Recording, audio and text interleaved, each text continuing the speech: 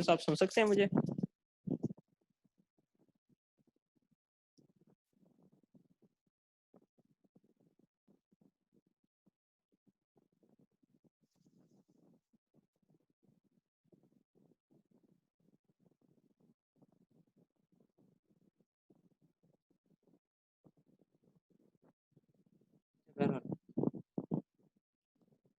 I hope आप सुन रहे हो। तो इस क्राइटेरिया के मुताबिक जब हम इन्वेलप बनाते हैं तो वो इस तरह बनेगा। अगेन इस इन्वेलप के अंदर अगर पॉइंट आ रहा है तो आपका मटेरियल सेफ है, अगर इसके बाहर है तो आपका मटेरियल फेल है। ठीक हो गया। इसके बाद हम जाते हैं, अच्छा ये डक्टाइल के लिए अहम समझी जाती है ये ना शेयर स्ट्रेस। डक्टाइल के लिए जो पहली है वो ब्रिटल के लिए अहम समझी जाती है।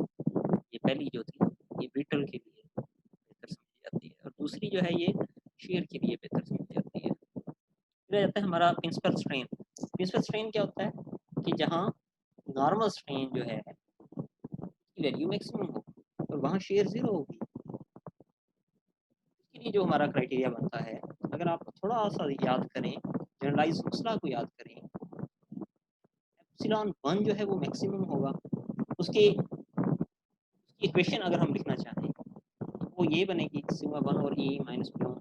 ये दूसरी डायरेक्शन में इसलिए पॉइजन रेशो आएगी म्यू इंटू सिग्मा 2 और E minus mu sigma 3 over, और ये एक बार आएगा सिग्मा वाई ओवर ई। ये हमारे पास वैल्यू आई है, सिग्मा वाई की वैल्यू आई है फ्रॉम टेंसाइल टेस्ट। यहाँ से हमारे पास जो क्राइटेरिया बनता है वो ये बन जाता है। और इसको जिस वक्त हम ड्रा करते हैं एक्स, ये सिग्मा 1 और सिग्मा 2 एक्सिस पे, तो हमारा ये एनवेलप बन जाता है।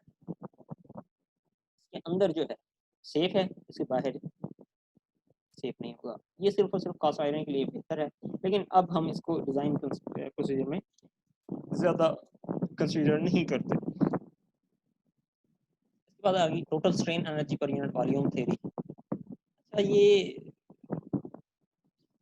एक पूरी डेरिवेशन है, उसके बाद हम इस नतीजे पे पहुंचते हैं कि हमारे पास 3D सिस्टम में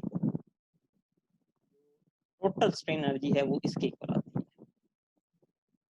इसको इक्वेट करेंगे हम strain energy due to tensile test में जब यील्ड पॉइंट पे पहुंचता है उस वक्त स्ट्रेन एनर्जी की वैल्यू क्या होती है, वो ये होती है। इन दोनों को इक्वेट करेंगे, 2E से कैंसिल, बाकी ये जो बच जाएगा ये क्राइटेरिया बनेगा। और इसको जिसको हम यहाँ ड्रा करते हैं तो ये इस तरह की एलिप्स बनती है। ये एलिप्स, इसके रिजल्ट काफ़ी बेहतर हैं, लेकिन नीचे वाली की निस्बत बेहतर नहीं है। नीचे वाली ये वाली है थ्योरी, तो जो ज़्यादा बेहतर देगी रिजल्ट हम उसको कंसिडर कर लेंगे, और वो ये वाली है, तो हम इस पे आ जाते हैं। इसमें इसमें क्या था, आप टोटल स्ट्रेन एनर्जी को कंसिडर कर रहे हैं पर यूनिट वॉल्यूम, लेकिन यहाँ आप क्या कर रहे हैं, टोटल का नहीं कर रहे बल्कि सिर्फ शेयर की वजह से जो है उसको कर रहे हैं।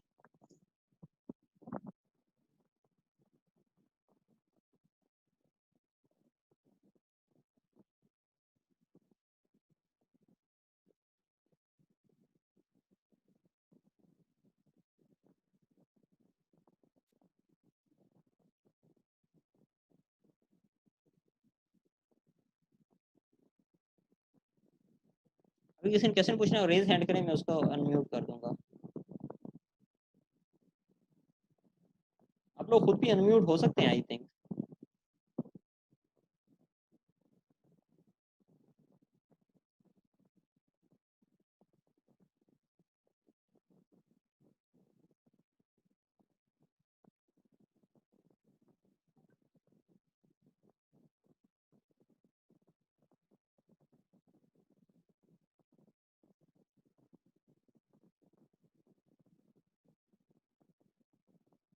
आप अनम्यूट हो सकते हैं, ठीक है।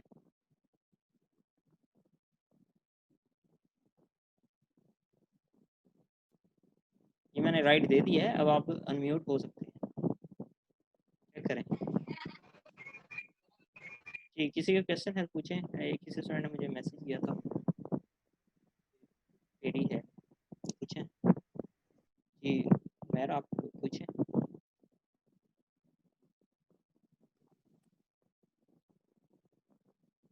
जी जी मैर, अनम्यूट करें पहले अपने आप को।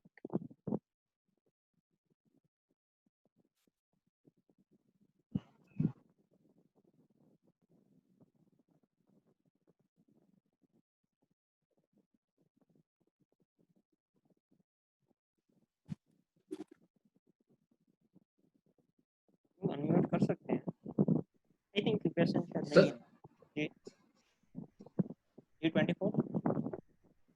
सर ये जो फेलियर इन्वेलप जो पिछली स्लाइड में था उसे एक दफा एक्सप्लेन कर दिएगा, कैसे फेलियर आप कह रहे थे फाइंड कर सकते हैं इसके अंदर से, जैसे पहले वाली स्लाइड है सर वो जरा। ये ना, ये वाली स्लाइड जी सर 10 वाली, इससे ऊपर वाली सर। क्या नहीं है, ये देखिए टोटल स्ट्रेन सर जो फेलियर वाला बता रहे थे इससे पहले सर, तब अनम्यूट नहीं हो रहा था ये ना। ये वाला 9, जी जी सर यहाँ ये इन्वेलप कैसे आया है? Maximum principal strain. जी जी सर ये इन्वेलप पे। ये एक्सेल में ना इस इक्वेशन से आया है, हमने ये इक्वेशन जो है ना, ये वाली ये इक्वेशन जब हम ड्रा करते हैं ना उससे आता है। यहाँ आपका काम जो है ना, इसको मतलब वो तो काफ़ी एक्सटेंसिव वर्क हो जाता। अगर हम इसमें कोविड में ना होते और क्लास में कर रहे थे तो शायद हम ये ना ज़्यादा डिटेल में इसको ड्रा करना भी करते, लेकिन अभी आपका फोकस जो है ना वो इस पे इसको यूज़ करने पे है, rather than कि आप इसको ड्रा करें। आप एज इट इज़ इसको यूज़ कर सकते हैं। बस अगर आपके पास सिग्मा 1 की वैल्यू, सॉरी ये क्या कहते हैं आपका म्यू की वैल्यू, सिग्मा की वैल्यू आपको पता है, तो आप ये इन्वेलप इस तरह ड्रा कर सकते हैं। और ऑब्वियसली ये इन्वेलप जो है वो सिग्मा वाई की वैल्यू उसके साथ जो है ना वो है, देखिए यहाँ सिग्मा वाई है, सिग्मा वाई है।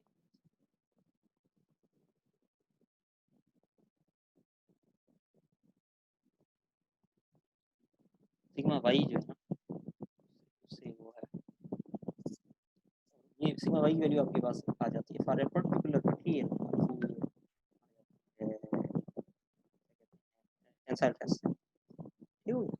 तो यहाँ हमारा फोकस रेदर देन कि ये ड्रा कैसे करते हैं इस पे है कि इसको यूज़ कैसे करना है, क्योंकि आपने ये यूज़ करनी है, आपकी अंडरस्टैंडिंग होनी चाहिए कि ये थ्योरीज कैसे यूज होती है। इसी तरह ये जो है ये ड्रा करने, ये पूरा एक बुक है ईरान की, उसका चैप्टर 14 में बड़ा डिटेल में उसने लिखा है कि ये स्ट्रेन एनर्जी कैसे, लेकिन बात वही है कि आपका सिलेबस जो है वो हमने थोड़ा मिनिमाइज रखा है इस कोविड की वजह से। तो सिंपल ये कि आपके पास ये क्राइटेरिया बनता है टोटल स्ट्रेन एनर्जी के लिए। अच्छा, नेक्स्ट जो है वो है शेयर स्ट्रेन। याद रखिएगा कि टोटल एनर्जी जो है, टोटल स्ट्रेन एनर्जी वो इक्वल होती है normal strain energy plus shear strain energy. Normal जो स्ट्रेन एनर्जी है वो होता है वॉल्यूम चेंज की वजह से, ठीक है, वॉल्यूम चेंज जो हुआ होता है वो नॉर्मल की वजह से, और शेयर स्ट्रेन की वजह से उसकी शक्ल बिगड़ जाती है, ठीक है। तो change in the shape is due to shear strain and volume change is due to normal strain. तो हमने क्या करना है, टोटल एनर्जी ये है, ये वाली, इसमें से माइनस कर दें नॉर्मल स्ट्रेन एनर्जी को, तो आपका शेयर रह जाएगा और उसकी उसका फॉर्मूला ये बन जाएगा। इसको इक्वेट अलबत्ता हम इसके साथ कर रहे हैं, इसके साथ जब हम इसके साथ इक्वेट करते हैं तो हमारे पास आखिर में ये फार्मूला बन जाता है। तो इसका इन्वेलप कुछ इस तरह का बनेगा, वो थोड़ा सा हम डिस्कस भी करते हैं। इन्वेलप इस तरह का बनेगा। इसमें और पिछले में फ़र्क ये है कि इसमें ये वाला जो पॉइंट है सिग्मा वाई इस एक्सिस से रीच करें और वर्टिकल एक्सिस से रीच करें तो ये पॉइंट बनता है सिग्मा वाई, और ये वाला भी माइनस सिग्मा वाई यहाँ बनता है। तो ये वाली जो लाइन, ये वाला जो इन्वेलप है ये इस पॉइंट में से भी पास करता है, जबकि पिछले वाला इन्वेलप यहाँ से पास नहीं कर रहा, सिग्मा वाई से बाहर, सिग्मा वाई बाहर है इस इन्वेलप से और इस इन्वेलप के अंदर है। तो बहरहाल इसके जिस वक्त अंदर आएगी कोई वैल्यू तो फिर आपका मटेरियल सेफ है, बाहर जाएगी तो सेफ नहीं है। और ये वाली जो जिसको हम डिस्टोर्शन एनर्जी भी कहते हैं या maximum shear strain energy per unit वाली, हम ये 5वें नंबर पे, इसका एक और नाम वॉन मैक्सिस या मैक्सवेल भी है, और ये most reliable basis for design है, particularly when dealing with the ductile material. तो डिटेल मटेरियल के लिए इसके रिजल्ट बहुत बेहतर है, तो हम ये वाली यूज़ करते हैं। इसके अलावा ये मोहर ने एक थ्योरी दी है, अगर आप मोहर सर्कल ड्रा करें, एक ये ड्रा हुआ है, ये ज़रा थोड़ा सा मैं आपको एक्सप्लेन कर देता हूँ। ये है टेंशन, यानी टेंसाइल टेस्ट हो तो उसकी उसकी वजह से जो मोहर सर्कल बनेगा वो ये बनेगा, जिस वक्त सिर्फ और सिर्फ टेंसाइल हो। जैसे सिर्फ कंप्रेशन हो उसकी वजह से मोहर सर्कल ये बनेगा, ये वाला, और जिस वक्त सिर्फ और सिर्फ शेयर हो उसकी वजह से ये दरमियान वाला सर्कल बनेगा। इसको सिंप्लीफाई करें और ये वाला जो इन्वेलप बनेगा, ये इन सारे को टेजेंट के जरिए मिला दिया जाए तीनों सर्कल को, तो ये वाला जो इन्वेलप बनेगा ये वाला, तो इसको हम कहते हैं मोहर इन्वेलप, ठीक है। इसको सिंप्लीफाई करने के लिए हम ये करते हैं कि पहले वाला ये जो सिर्फ टेंशन में है और जो सिर्फ कंप्रेशन में, इन दोनों को हम ले लेते हैं और यहाँ से हम अगर टेंजेंट लें तो ये भी तकरीबन अप्रॉक्सीमेटली वही इन्वेलप बनता है जो कि ये है। तो ये मोहर इन्वेलप है और ये भी बेहतर देता है, लेकिन सिर्फ और सिर्फ बेहतर देता है और इसका क्राइटेरिया आखिर में ये बन जाएगा। अच्छा, ये सिग्मा वाई टी का मतलब है कि yield stress in tensile test और ये है yield stress in compression test. ठीक है, बहुत से मटेरियल ऐसे हैं जिनके लिए टेंशन में यील्ड स्ट्रेस और कंप्रेशन में यील्ड स्ट्रेस की वैल्यू इक्वल नहीं होती, तो उनमें इन दोनों की वैल्यू डिफरेंट होगी। तो ये वाला जो है ये क्राइटेरिया बन जाता है फॉर मोहर, ये आखिर थ्योरी मोहर क्राइटेरिया। अब इन तमाम थेरीज को मिला के अगर इन्वेलप बनाएं हम तो वो कोई इस तरह का बन जाता है, इस तरह का, ये आप देख सकते हो। अगर एक पॉइंट यहाँ है यहाँ, तो वो तमाम थेरीज के मुताबिक सेफ है। लेकिन अगर कोई यहाँ आ जाता है, यहाँ ये जहाँ मेरा कर्सर है, यहाँ अगर कोई पॉइंट आता है तो याद रखें कि ये वाला जो है ना, ये वाली जो थेरीज थी यानी मैक्सिमम प्रिंसिपल स्ट्रेंथ थेरी, इसके नज़दीक वो सेफ होगा जब यहाँ आएगा। बाकी तमाम थेरीज उसको फेलियर डिक्लेयर कर रही होंगी। तो ये आपके लोकस का फायदा होता है। लिमिटेशन बड़ी इंपॉर्टेंट है, ये आप डिटेल में पढ़ लीजिएगा। मैं जस्ट आपको थोड़ा सा बता देता हूँ कि ब्रिटल मटेरियल के लिए मोहर या इंटरनल फ्रैक्शन थ्योरी बहुत बेहतर है। और वॉन माइसिस जो है वो तकरीबन मोस्ट रिलायबल है डिज़ाइन के लिए। इस तरह general biaxial and triaxial stress condition Tresca shear stress theory is most conservative, यानी सबसे ज़्यादा सेफेस्ट जो है वो बाई एक्सियल या ट्राई एक्सियल में ट्रेस्का थ्योरी है और ब्रिटल डक्टाइल मटेरियल्स। तो इसी तरह ये पॉइंट्स हैं, ये पढ़ लीजिएगा। ये हमारा लेक्चर 20 हो गया। इसमें आपको क्वेश्चन है तो कमेंट पूछ लें।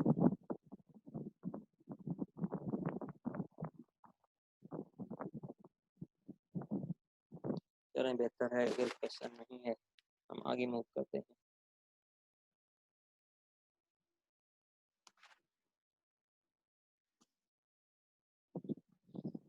ये आपको स्लाइड शो हो रही होगी नंबर 32, क्या आपको ये शो हो रही है?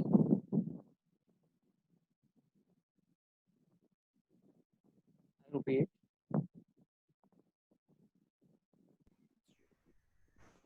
जी सर, हो रही है शो सबको।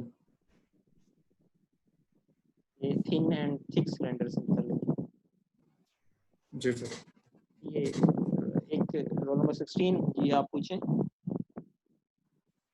सर ये जो थ्योरीज हैं इनकी एप्लीकेशन सिर्फ यही है कि हमें बताती हैं कि फेलियर इसमें आ सकता है कि नहीं, कि इसको इसकी कुछ और भी एप्लीकेशंस के तौर पे सर इन थ्योरीज को हम इस्तेमाल कर सकते हैं? यही है कि आप जब डिज़ाइन कर रहे थे तो आपको ऑफ कोर्स ये देखना होता है, मटेरियल सिलेक्शन बड़ा इंपॉर्टेंट एक पॉइंट होता है। जैसे कि मैंने जो असाइनमेंट दी उसमें भी मटेरियल सिलेक्शन थोड़ा सा टच दिया है। तो ये तो फिर तो हमने मटेरियल वो सिलेक्ट करना है जो कि उस एप्लीकेशन के लिए सेफ हो। तो प्रैक्टिकली बनाने से पहले इन थेरी की बेस पे हम डिज़ाइन करते हैं ताकि, और ये थेरी प्रैक्टिकल के क्लोज हैं, यानी एक बंदा बिल्कुल रैंडमली बना ले तो वो थेरीज के नज़दीक ही फेल हो तो एक्चुअल में तो वो लाजमी फेल होगा ना।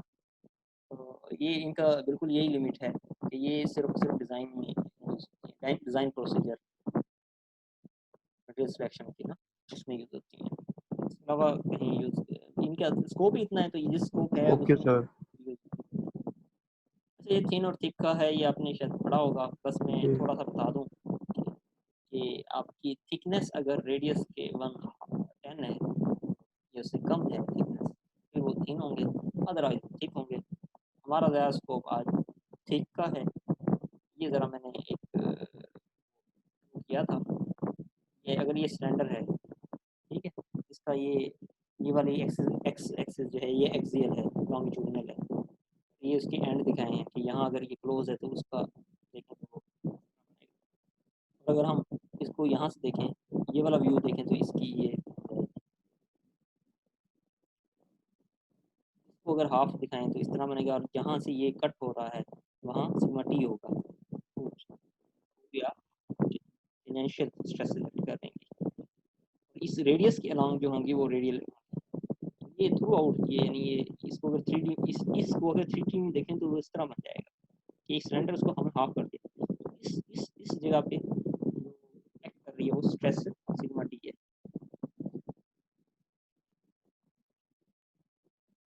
यहाँ से हमने जस्ट ये फार्मूले अप्लाई किया और ये हमारे पास वैल्यूज आ गई।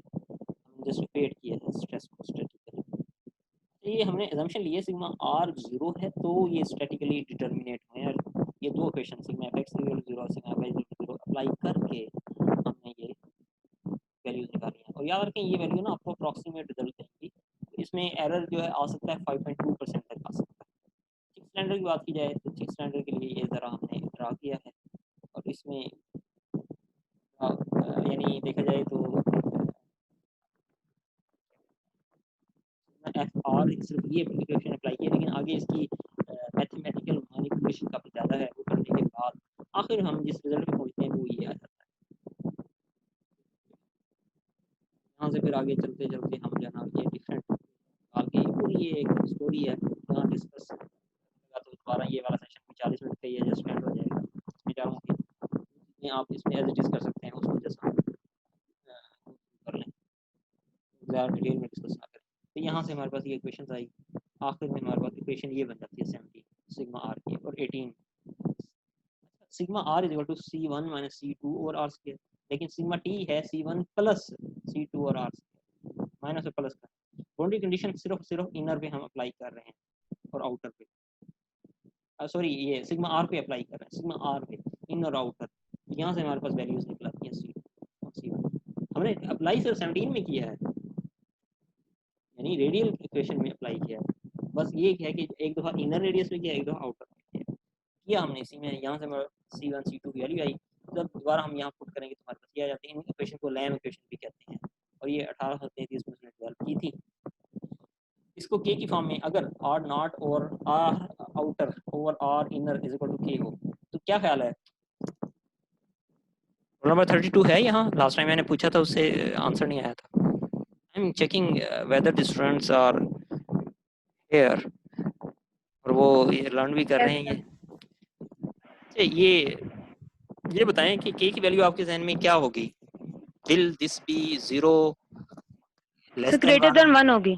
एग्जैक्टली सही कहा है, ये ग्रेटर देन 1 होगी। वजह उसकी क्या है कि हमारा ये रेशियो है आउटर और इनर, तो आउटर हमेशा ज्यादा होता है इनर से, इसलिए ये ग्रेटर देन 1 होगी। तो हम के की टर्म में जब लिखेंगे ये इक्वेशन 23 एंड 24 आ जाएगी। और इन्हीं इक्वेशन का मैंने आपको हवाला दिया था उसमें कॉम्प्लेक्स इंजीनियरिंग प्रॉब्लम वाली जो मैंने बनाई थी वीडियोस में, ठीक हो गया। अब स्पेशल केसेस हैं। अच्छा ये हमारा जर्नल है जिसमें हमने पी इन और पी आउट दोनों लिए हैं, लेकिन अगर हम सिर्फ इंटरनल प्रेशर पे करते हैं तो आउटर एटमॉस्फेरिक एयर यानी 0 कंसीडर किया जा सकता है। तो ये वाले फार्मूले जस्ट इतना रह जाएगा, ठीक है। यहाँ से हम अगर निकालें तो ये एरर्स ये थोड़े से निकाले हैं और एरर निकालने के बाद ये निकल रहा है 5.2। यही मैं आपको अर्ज कर रहा था कि थिक जो है वो हमें एक्यूरेट रिजल्ट देता है, इसीलिए असाइनमेंट में आप सिर्फ थिक के फार्मूले यूज करें क्योंकि वो एक्यूरेट रिजल्ट देते हैं। अगर आप थिन के करते हैं तो थिन और थिक में जो थ्योरी में एरर आ सकता है वो 5.2 मैक्सिमम आ सकता है, ठीक है। अच्छा ये था अभी सिर्फ इंटरनल प्रेशर ओनली, लेकिन विद एंड कैप्स ये वाला केस आ गया। तो पूरा इसी तरह यहाँ से अब एक्सटर्नल आ गया। एक्सटर्नल में भी फिर आगे फर्दर कि जिस वक्त सिग्मा L0 हो यानी प्रेशर जो है वो रिटेन बाय पिस्टन, प्रेशर उतना ही रहे लेकिन एंड जो है ओपन हो यानी मूव कर सके। जब ये मूव करेगा वहाँ स्ट्रेस डेवलप नहीं होगी, इस वजह से जो लॉन्गिट्यूडिनल स्ट्रेस जो है ना वो 0 रखी है। बहरहाल वो रख के यहाँ से वैल्यूज निकाली हुई है एप्सिलॉन एल की यानी strain in this longitudinal direction. और एक्सटर्नल प्रेशर की बात की जाए से ये वैल्यूज निकलाती है इंटरनल थी इनके साथ एक्सटर्नल। ये जस्ट आपने इसके अपने हाथ से गुजारेंगे और बेहतर इसकी मशक कर लेंगे तो आपकी ये चीज़ें बड़ी इजीली आपको आ जाएंगी। और कहीं इशू हो तो आप जो है वो पूछ सकते हैं, व्हाट्सएप में ग्रुप में मैसेज करके पूछ सकते हैं और अगर जरूरत पड़ी तो हम कोई जूम मीटिंग भी रख सकते हैं। ये वाला हमारा लेक्चर था किससे मुतालिक, सिलेंडर से मुतालिक, और यही आप असाइनमेंट में यूज़ होगा। अब आगे हमारे पास थोड़ा सा है, 2 लेक्चर हैं, एक लेक्चर 22 जो कि ये है, इसमें भी कोई खास चीज़ डिस्कस करने वाली नहीं है, just creep and fatigue. Creep क्या होता है कि एक चीज़ लॉन्ग टाइम के लिए पड़ी रहे और नॉर्मली हाई टेम्परेचर पे पड़ी रहे, तो उसकी वजह से जो फेलियर आएगा वो क्रीप होगा। और इसकी पूरी उसमें ये बुक में से ही मैंने ये बनाई है एज इट इज़, तो आप ये कहाँ से भी पढ़ सकते हैं, उससे भी इसी तरह का आप ये करें कि आप लॉन्ग टाइम के लिए पढ़ते हैं एलिवेटेड टेम्परेचर नॉर्मली। ये वाला फिनोमेना जो टाइम डिपेंडेंट है दैट इज़ क्रीप। लेकिन फटीग क्या है? फटीग आप वैसे सुना होगा, एक फटीग भी कह देते हैं, वो भी इससे मिलता जुलता है। वो सोचता है कि सर एक चीज़ बार बार हो और हमारे लिए कोई चीज़ चिड़ बन जाए, बट हर वो तो इंसानी बिहेवियर के हवाले से है। लेकिन अगर मटेरियल की बात की जाए तो फटीग ये है कि एक चीज़ रिपीट हो रही हो बार बार, रिपीटेड लोडिंग अगर अप्लाई हो रही हो, उसकी वजह से जो फेलियर आता है उसको फटीग कहते हैं। अच्छा, इसमें भी एक खास स्ट्रेस की वैल्यू है, उस स्ट्रेस की इंड्योरेंस लिमिट, उससे अगर नीचे रहें तो आपके नंबर ऑफ साइकिल जो हैं, रिपीटेड लोड के साइकिल, वो इन्फिनिट हो जाते हैं। यानी इन्फिनिट भी लगता रहे तो भी नहीं होगा। और उसकी वजह ये होती है कि एटलीस्ट ये वाली स्ट्रेस एटलीस्ट ये वाली स्ट्रेस आएगी फॉर स्टील, यानी 27 ये वाली आएगी तो उसके अंदर क्रैक इनिशिएट होगा। माइक्रो लेवल पे देखें ना अगर मटेरियल को, तो उसमें क्रैक इनिशिएट होने के लिए भी एक वैल्यू चाहिए। इससे नीचे यानी 27 KSI से नीचे अगर स्ट्रेस रखी जाए तो फिर स्टील जो है ना वो फेल नहीं होने लगी, जितनी मर्जी उसके इन्फिनिट आप कर लें। इस लिमिट को कहते हैं इंडोरेंस लिमिट। और एल्यूमिनियम के केस में ये क्या है 19, उसके बाद ग्राफ ना ये फ्लैट हो रहा है, ये 19 है एल्यूमिनियम केस में। तो 19 KSI से कम रखेंगे फिर उसकी यानी ये सेफ है अकॉर्डिंग टू फटीग, और इससे ऊपर अगर देखा जाए तो फिर वो सेफ नहीं रहता। अच्छा, इसमें एस क्या है स्ट्रेस, एन क्या है नंबर ऑफ साइकिल। तो एस एन डायग्राम का मतलब है स्ट्रेस साइकिल डायग्राम। और फटीग की वैल्यू क्या होगी इसको पढ़ लेते हैं। When a material is subjected to repeated cycle of stress और strain, it causes its internal structure to break down, ultimately leading to fracture. This behavior is called fatigue, and it is usually responsible for a large percentage of failure in connecting rods, crankshafts of engines, steam and gas turbine blades, connection or supports of bridge, railroad wheels and axle. ठीक है, ये सारे वो हैं जिसमें repeated load act कर रहा है, तो वहाँ हम फटीग को अहम समझते हैं। इम्पैक्ट लोडिंग जस्ट एक टॉपिक था, जिसको मैंने थोड़ा सा एक्सप्लेन करने की कोशिश की है। आई थिंक आपको समझ आ गई होगी। सिंपल क्या, इंटरनल यानी law of conservation of energy apply करके हम जो है ना निकाल लेते हैं डेल्टा मैक्स, और उसके अगेंस्ट फिर हम एफ मैक्स निकाल सकते हैं। और ये याद रखिए शॉर्ट पीरियड होता है, शॉर्ट पीरियड के लिए अप्लाई होती है। इसीलिए हमारे पास जो स्टेशनरी की वजह से था डिस्प्लेसमेंट, उससे ये ज़्यादा होता है, नॉर्मली डबल होता है। स्लाइडिंग ब्लॉक के लिए भी इस तरह ये वही काइनेटिक एनर्जी का और उसका फार्मूला अप्लाई करके किया हुआ है। यहाँ से हमारे पास डेल्टा मैक्स आ जाती है।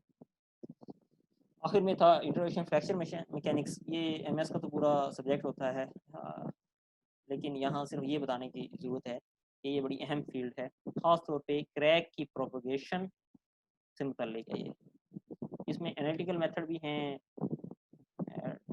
कि क्रैक किस तरह कैलकुलेट करना है, और एक्सपेरिमेंटल भी हैं।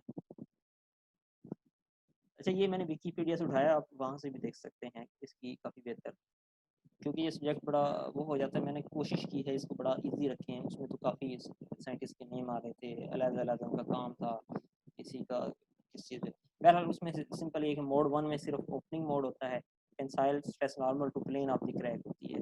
मोड 2 में स्लाइडिंग मोड होता है, इसमें ये होता है कि shear stress parallel to plane होती है, लेकिन जो क्रैक का फ्रंट है उसके परपेंडिकुलर हो जाती है। और टीमिंग मोड में ये होता है कि शेयर स्ट्रेस पैरेलल प्लेन भी होती है और क्रैक फ्रंट के भी पैरेलल होती है।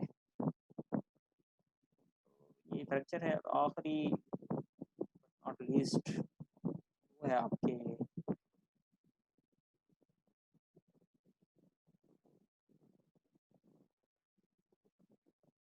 कॉलम से मुतल्लिक,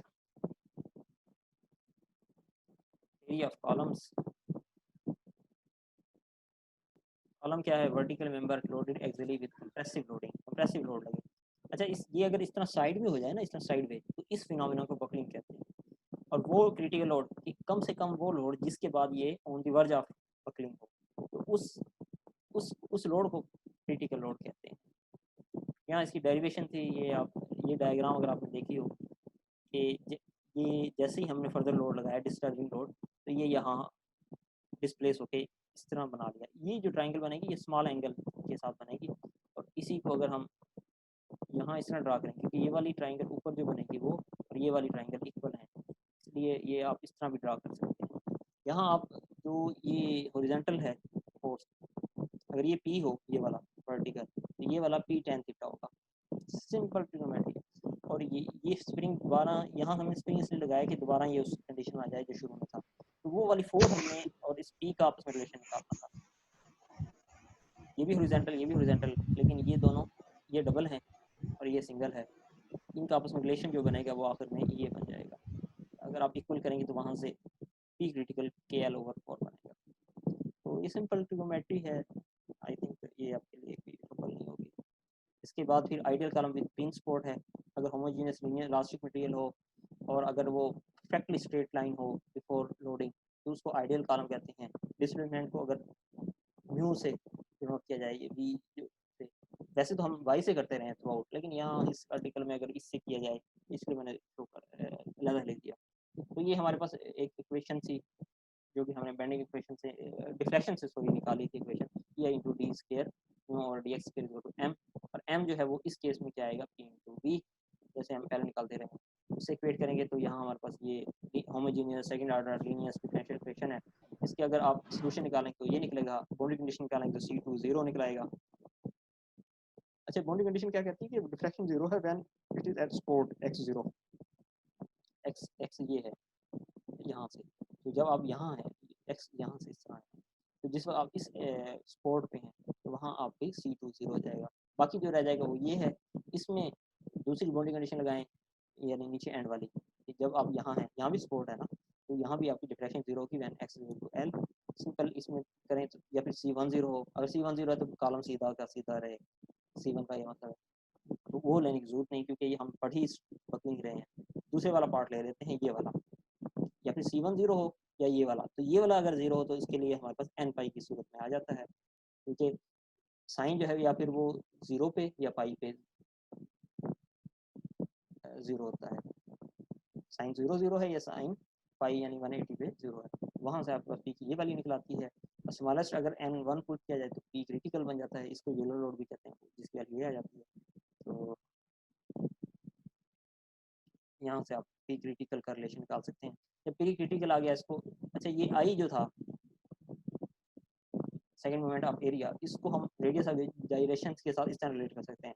इस ए को अलबत्ता इधर नीचे ले आए तो फोर्स ओवर एरिया क्या बन जाएगा, स्ट्रेस, क्रिटिकल स्ट्रेस।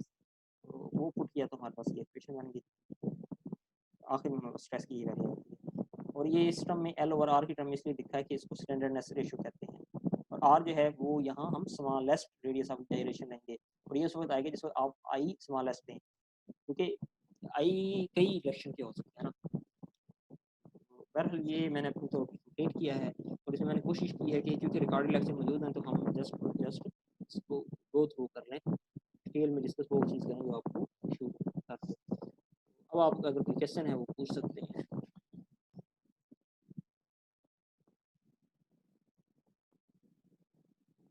किसी को कोई क्वेश्चन है तो पूछ सकते हैं। ठीक है, आपका है कोई सर क्वेश्चन? अस्सलाम वालेकुम।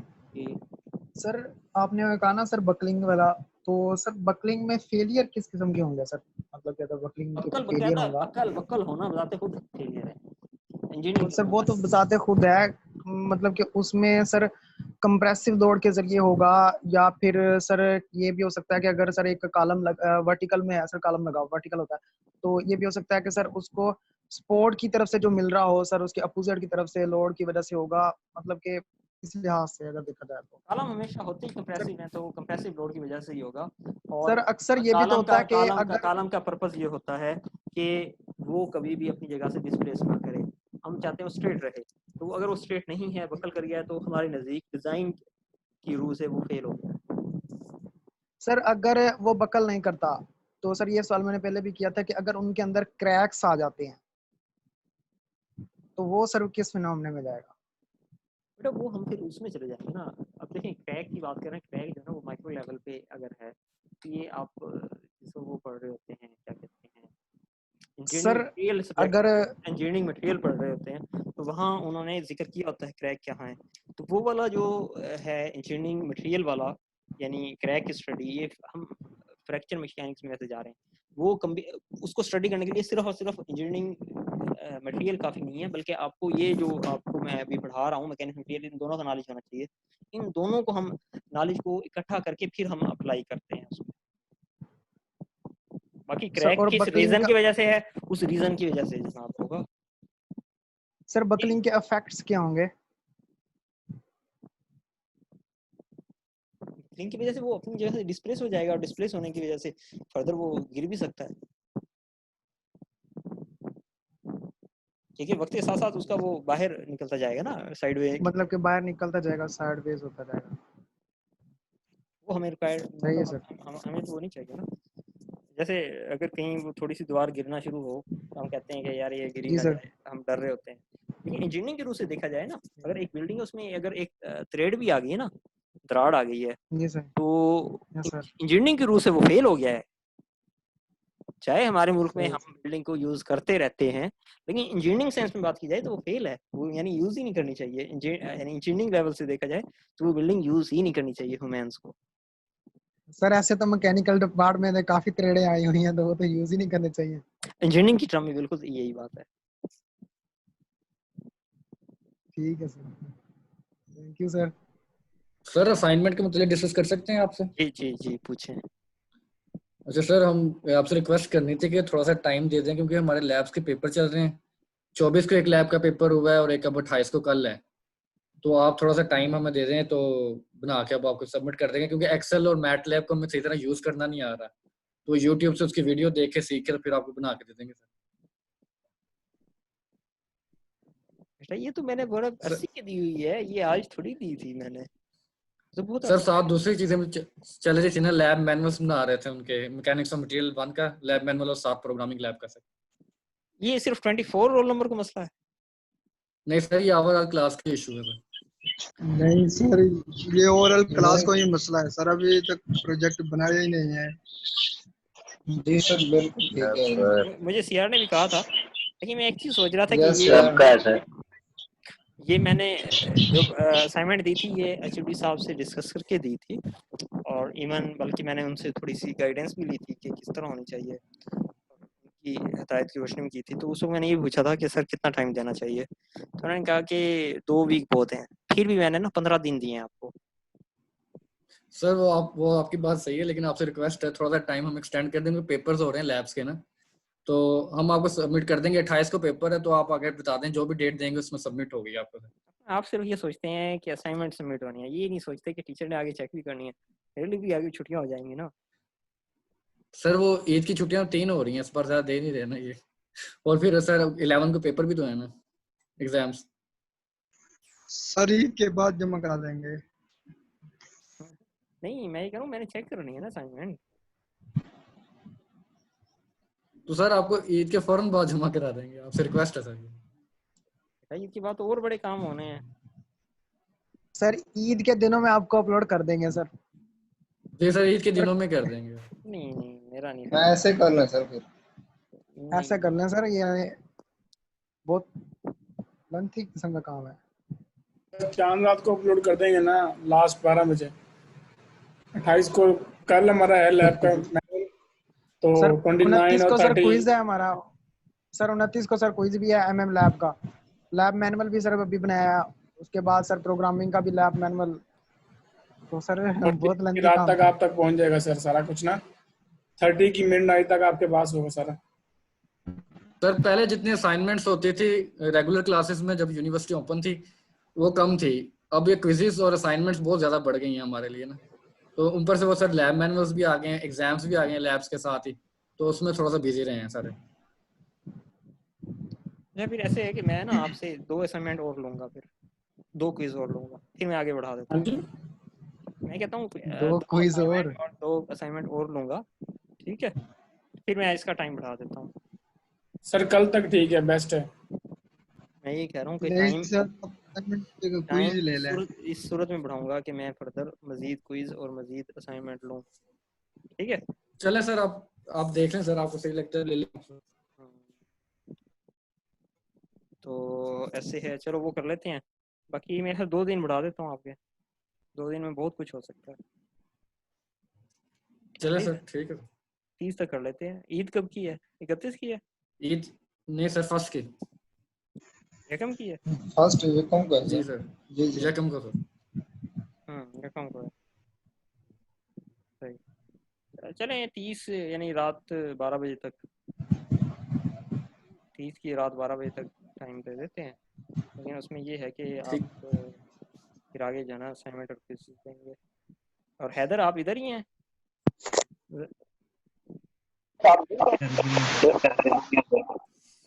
तो इस दफ़ा भी ज़रा केयरफुल रहिएगा कि विद इन MCQs एक से ज़्यादा भी ऑप्शन ठीक हो सकती हैं। बी केयरफुल सर ऑप्शन एक ही ठीक होना चाहिए सर। जो ये स्टूडेंट मुझे ये कहते हैं ना, तो मैं समझता हूँ कि शायद उन्हें पढ़ाना चाहिए था और मुझे स्टूडेंट होना चाहिए था।